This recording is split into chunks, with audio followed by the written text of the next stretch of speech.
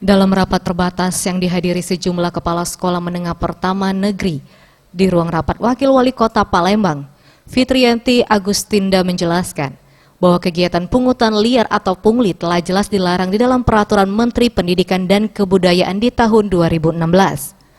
Ia meminta kepada kepala sekolah yang hadir untuk tunduk dan mematuhi aturan Permendikbud tersebut.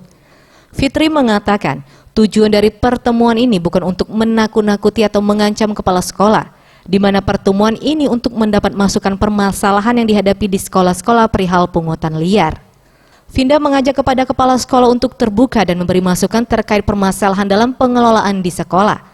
Jika nanti ada kesulitan dalam keuangan untuk biaya-biaya di sekolah, pemerintah Kota Palembang akan memberikan jalan keluar dalam membantu kesulitan tersebut. Kami berkomitmen untuk betul-betul menegakkan aturan yang ada, aturan dari Kementerian Pendidikan pusat, bahwa tidak boleh ada pungli, tidak boleh ada pungutan apapun, baik dalam jenis apapun, baik dalam alasan apapun, baik dalam bentuk apapun, tidak boleh lagi ada pungutan, baik di tingkat SD maupun di tingkat SMP. Dia tidak memindahkan, boleh-boleh saja, akan tetapi terima konsekuensinya ya. Yang namanya pungli itu korupsi. Yang namanya korupsi tentu ada sanksi pidananya sudah jelas. Itu. Jadi terkait masalah sanksinya.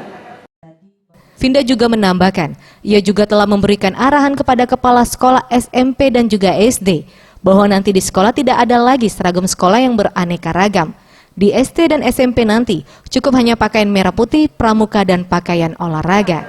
Kita sudah menemukan titik temu bahwa tidak boleh ada seragam yang beraneka ragam di sekolah. Kita kembalikan lagi seperti dulu, tingkat SD cukup merah putih, tingkat SMP cukup putih dulu.